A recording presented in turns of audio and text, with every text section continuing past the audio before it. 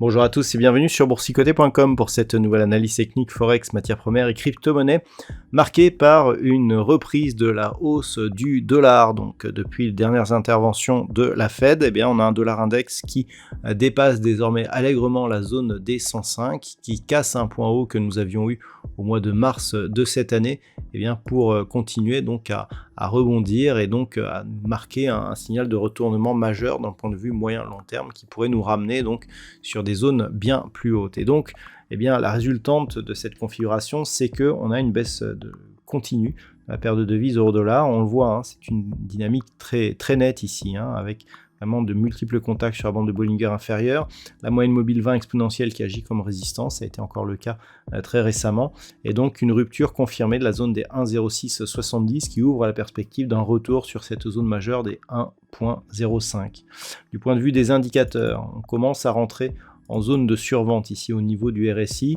On le voit, la dynamique a été très longue. Au niveau du MACD, c'est très incertain. Donc on a encore du potentiel. Un RSI peut se retrouver plusieurs jours, voire plusieurs semaines dans une phase excessive sans donner de signal de retournement. Le signal de retournement, en général, il intervient au niveau de la sortie de cette zone de survente. Si on prend par exemple cette phase ici de surachat qui avait duré, le vrai retournement était intervenu ici lorsque l'on avait la sortie de la zone de surachat et vous voyez que c'est là que ça avait commencé à descendre alors qu'on était au surachat auparavant. On est rentré en zone de surachat, on avait encore du potentiel. Donc là, pour l'instant, on rentre, donc ça nous indique qu'il y a une forte pression.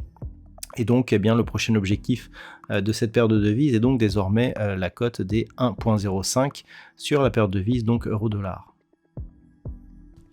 Sur la paire de devises livre sterling contre dollar américain, même constatation. On casse donc cette zone ici intermédiaire que je vous avais donnée à 1,23, la zone des 1,2270 pour donner un signal de retournement majeur de la dynamique moyen-long terme. Regardez ici cette tendance qui était haussière.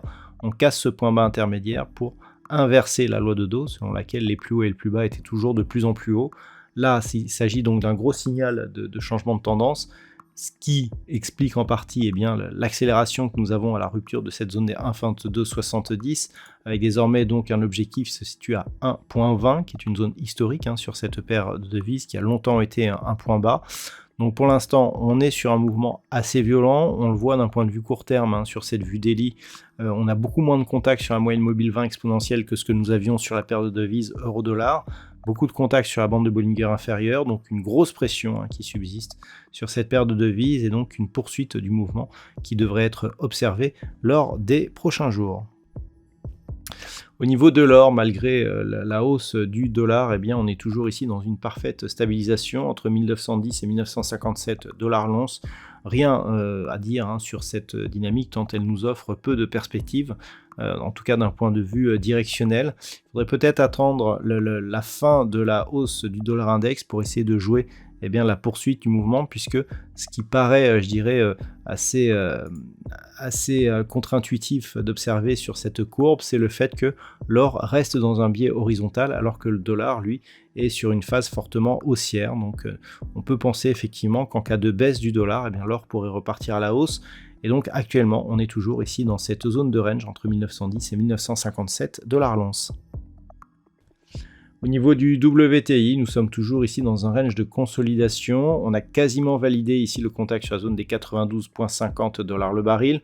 On est revenu chercher la zone des 88 pour se stabiliser. Donc, du point de vue de la tendance globale, tant que l'on est au-dessus des 84 $ le baril, la tendance reste haussière.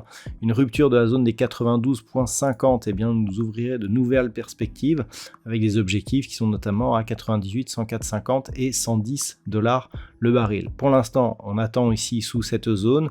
Un retour sous la zone des 88 viendrait nous donner un signal de consolidation plus marqué avec comme objectif la zone des 84 $ le baril. Ce n'est que sous 84 $ le baril que l'on aurait un potentiel signal de retournement à la baisse sur le brut léger américain.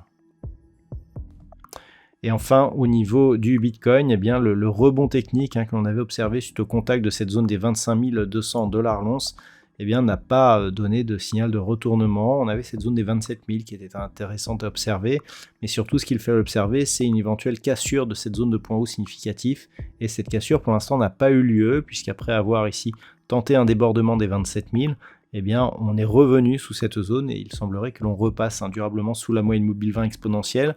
Dans ce contexte, ce que l'on peut prédire, eh bien, c'est un retour ici sur la zone des 25 200 qui, à force d'être testé, eh bien, pourrait bien casser à la baisse, auquel cas on reviendrait ici, donc on réintégrerait ce range d'évolution que nous voyons bien ici en hebdomadaire entre 25 200 et 15 800 avec comme zone ici médiane, eh bien, la zone des 20 000 $ pour un Bitcoin, et donc on annulerait le signal haussier qui s'était fait jour suite à la rupture ici de cette zone des 25 200, zone qui depuis eh bien, reste support, et donc la rupture de ce support invaliderait ce signal haussier.